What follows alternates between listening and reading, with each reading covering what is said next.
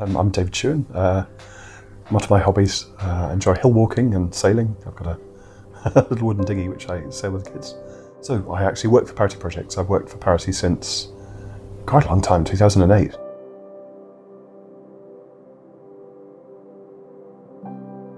Yeah, I just came into it as a sort of general retrofit enthusiast and person who's keen to save carbon dioxide emissions.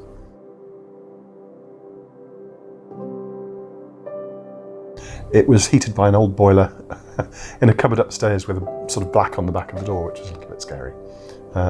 It had no insulation at all in the loft, which you don't see very often these days. And the windows had been partly replaced, but were sort of falling apart. You didn't want to open them in case they came off in your hand. Yes, and it had been painted in lots of exciting, adventurous colours. So it was a bit of a project which we're still working on. So when we moved in, we put some loft insulation in ourselves. We dressed up in boiler suits and plastic gloves and went up there.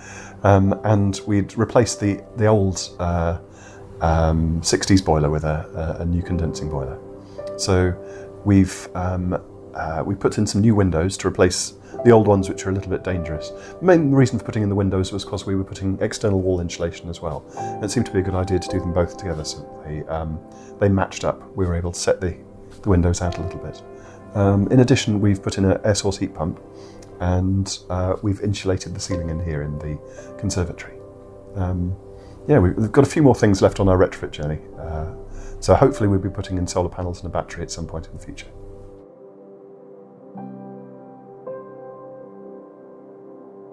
Well, we had a retrofit coordinator assigned us by Ecofurb, and I mean, he was excellent. He was really able to answer most of our questions. So we were able to pick our favoured quote, and then he helped us mediate with the installer in terms of choosing the system that we went and the colour and so on.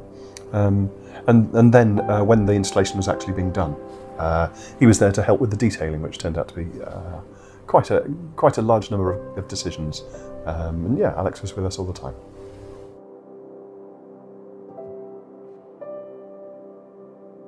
There was quite a lot of disruption, I suppose, because we had scaffolding up outside.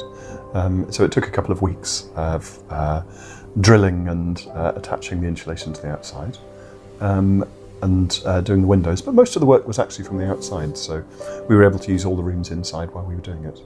When you're putting external insulation on, there's a surprising amount of junctions that you have to consider how to do. So there was all the existing soffit boards that had to be taken off and sort of replaced in an appropriate place.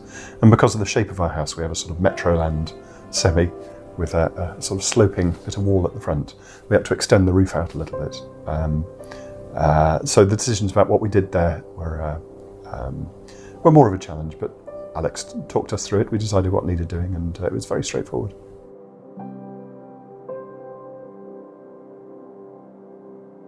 I think the insulation in the windows had a marked effect from the moment they were installed, really.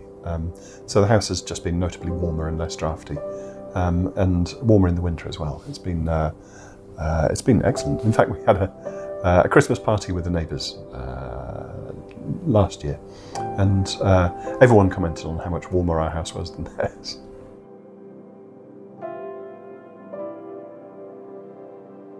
So I think the windows for all the house cost about £14,000. The external wall insulation was